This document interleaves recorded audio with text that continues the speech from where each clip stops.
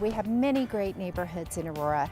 However, some have old, deteriorating wood fences that take away from the beauty of the area. Along many roads, you see a mix of new and old wood fencing that results in an unappealing hodgepodge effect.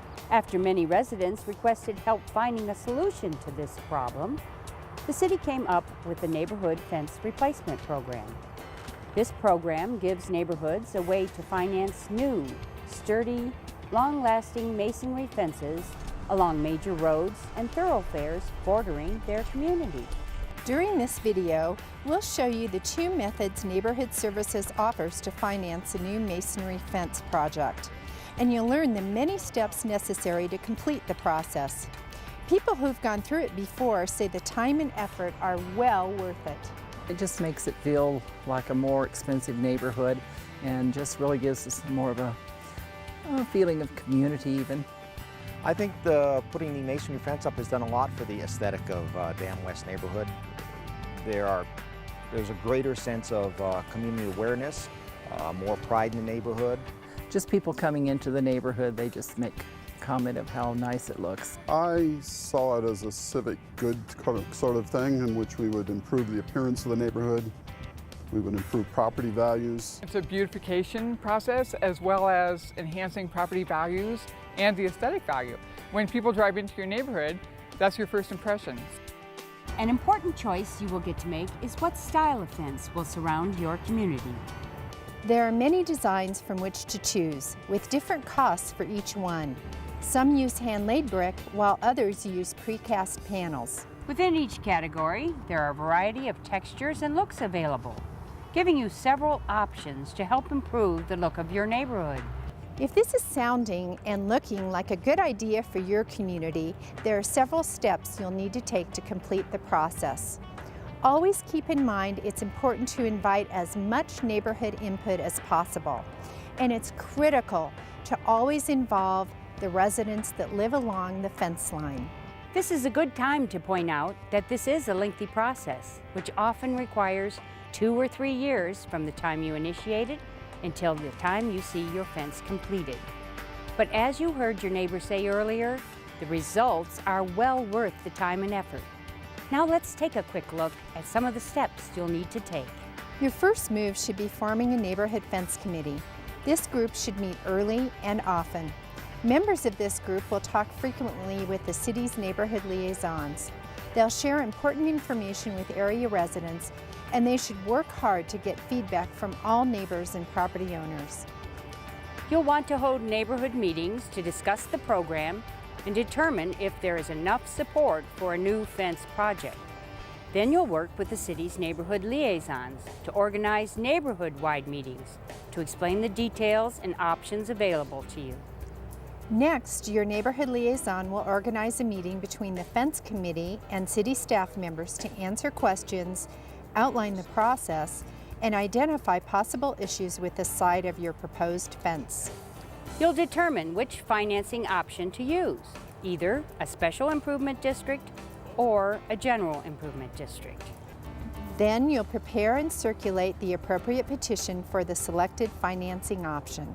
One of the most important decisions you and your neighbors can make is to decide whether to choose a general improvement district or a special improvement district to finance your fence. The chosen plan will dictate how you reimburse the city for the cost of building the fence. We'll try to summarize the differences here. In both cases, the city owns and maintains the fence. In a special improvement district, the maintenance is paid for through an annual maintenance fee. In a general improvement district, maintenance is paid for as a part of an annual property tax. Maintenance fees continue for the lifetime of the fence.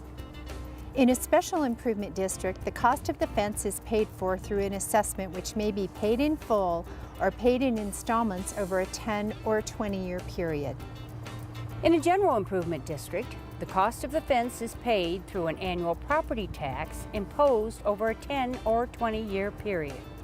In a special improvement district, the assessment is not tax deductible. In a general improvement district, the property tax is tax deductible for those who itemize their deductions. If you choose a special improvement district, the assessments paid by homeowners may vary depending on their proximity to the fence. Homeowners living next to the fence may pay more than residents living in the interior of the neighborhood. In a general improvement district, the tax rate will be the same for each property owner in the district. However, the amount paid by each owner will vary depending on the assessed value of their property. To initiate the process of creating a special improvement district, the neighborhood must present a petition of interest with signatures from 33% of all property owners. To begin the process of creating a general improvement district, the neighborhood must present a petition with signatures from 30% of the registered voters in the proposed district. A special improvement district petition must be circulated and submitted with signatures representing 2/3 of the estimated total assessment for the project.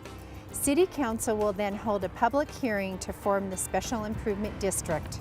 If you're seeking approval for a general improvement district, City Council would next hold a public hearing to place the question of forming the district and levying a tax to pay for the fence on the November ballot. If voters approve the measures during the election, the council will then form the district. Only property owners are eligible to participate in the petition process for a special improvement district. While any registered voter within a proposed general improvement district may vote on whether to create the district. After the fence has been built in a special improvement district, City Council will hold a second public hearing to determine property assessments. After the fence is built for a general improvement district, the council will levy a tax on properties within the district to pay for the fence. This tax will show up on your property tax bill from the county. This is a basic summary of the key distinctions between a general improvement district and a special improvement district. For more information, call the city's Neighborhood Services Department.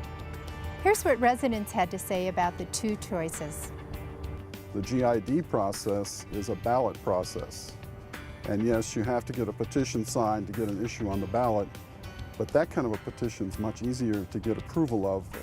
A lot of people will sign a petition to put an issue on the ballot, no matter whether they approve of the issue or not. They just think it should be a ballot issue and receive a fair hearing.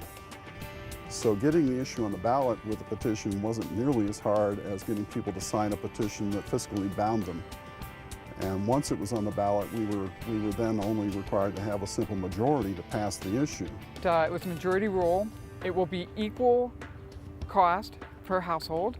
It will be a payback period of 20 years as opposed to 10. There'll be no lien on the property. It's tax deductible. We can either pay it off quickly, or we can, the payments over 10-year period in our taxes, well, billed with our taxes, I should say. So having the city's program where they come in, take charge, oversee the construction, and have a billing process over, in our case, 10 years, has really made this a feasible project. That's a brief overview of the program. Its purpose is to replace old, worn-out wooden fencing with new, attractive, longer-lasting masonry fences. If you'd like to find out more, or you're ready to get started, call Neighborhood Services at 303-739-7280. We'll be happy to help you through the process.